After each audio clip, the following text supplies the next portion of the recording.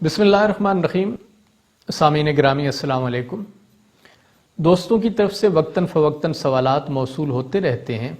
ये दो सवाल कराची से मुनीब मेमन साहब की तरफ से हैं। मैंने सोचा उन्हें जवाब देते हुए ये चंद बातें आपसे भी शेयर हो जाएं ताकि अगर आपके जहन में भी ऐसी कोई गलत फहमी है तो वो भी दूर हो जाए।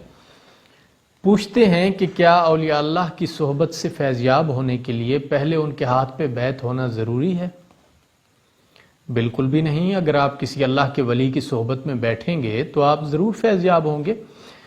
सोहबत औलिया के फ़वाइद और असरात तो ज़रूर मुरतब होते हैं। और तसव्वुफ़ का मामला तो यूँ है, जैसा कि हज़रत शाह वलीउल्लाह रहमतुल्लाह अलैह लिखते हैं कि इल्म हदीस जिस तरह रसूलुल्लाह की रिवायत का सिलसिला है, तसव्वुफ़ इसी तरह रसूलुल्लाह की सोहबत का सिलसिला है सल्लल्लाहु अलैहि वसल्लम। बैत होना बड़ी अच्छी बात है, आपकी निस्बत और ताल्लुक़ कायम हो जाता है, मगर ये तसव्वुर बिल्कुल गलत है कि जब तक आप बैत ना होंगे आपको फैज़ ही नहीं मिल सकता।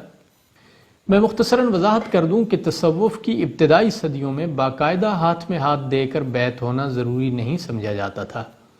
बस हुसूल फ़ैज़ की नीयत से बुज़ुर्गान दीन की सोहबत इख्तियार करना ज़रूरी था। ये मैं मुतक़द्दिमीन सूफिया की बात कर रहा हूँ। हज़रत दाऊद ताई, फ़ुज़ैल बिन अयाज़, मारूफ़ करखी, फिर आगे तीसरी सदी हिजरी में आ जाएँ तो बायज़ीद बुस्तामी, ज़ुन्नून मिस्री, सिरी सकती, जुनैद बगदादी। आगे चौथी सदी में भी यही तरीक़ाकार रहा जिसमें शेख अबू तालिब मक्की और अबू नसर सिराज जैसी हस्तियाँ गुजरी। उनके दौर की बात कर रहा हूँ। आजकल ये होता है कि लोग सिर्फ बैत होना ज़रूरी समझते हैं मगर बुज़ुर्गान दीन की सोहबत में बहुत कम वक्त गुजारते हैं। हालांकि बैत होने की निस्बत ये चीज़ ज़्यादा ज़रूरी है। और ये जिसे आजकल पीरी मुरीदी कहा जाता है ना, कदीम सूफिया के यहाँ इसके लिए सोहबत की इस्तिलाह इस्तेमाल की जाती थी और मुरीद को साहिब यानी सोहबत याफ्ता कहा जाता था, जैसा कि इमाम मोहम्मद और काजी अबू यूसुफ को साहिब इमाम अबू हनीफा कहते हैं।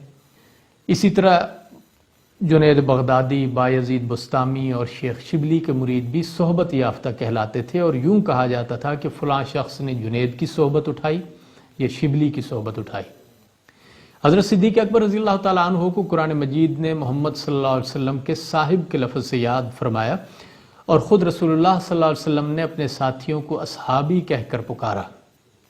और ये सहाबा और असहाब का लफ्ज़ ख़ुद सोहबत की अहमियत वाज़े करता है। तो इसलिए ये बात बिल्कुल गलत है कि जब तक आप किसी बुज़ुर्ग के हाथ पे बैत नहीं होंगे तब तक आप उनकी सोहबत से फैज़याब नहीं हो सकते। दूसरा सवाल यह था कि अमूमन कहा जाता है कि तसव्वुफ़ रहबानियत की तालीम देता है, तो इस बात में कितनी सच्चाई है? तो मैं वजाहत कर दूं कि रहबानियत से मुताल्लिक़ तो सूफिया का कॉन्सेप्ट ही मुख्तलिफ है। राहिब उसे कहा जाता है जो ख़ुद को मामलात से अलग करके सिर्फ इबादात तक महदूद होकर गोशा नशीन हो जाए। मगर सूफिया का कहना यह है कि अगर कोई शख्स लोगों से मेल जोल भी रखता है मगर उससे मखलूक के खुदा को कोई फ़ायदा नहीं पहुंच रहा तो सूफिया के नज़दीक वो भी एक किस्म का राहिब है। देखिए, एक शख्स है जो उखरवी फ़ायदे के लिए लोगों से अलग हो गया और दूसरा शख्स दुनियावी फ़ायदे के लिए लोगों से घुल मिल रहा है। एक लोगों से अलग हो रहा है ज़ाती फ़ायदे के लिए, दूसरा लोगों से मिल रहा है ज़ाती मफाद के लिए। तो दोनों के पेश नज़र तो अपना मफाद है, मखलूक को फ़ायदा तो ना इससे हुआ ना उससे हुआ, तो फिर फ़र्क क्या रह गया?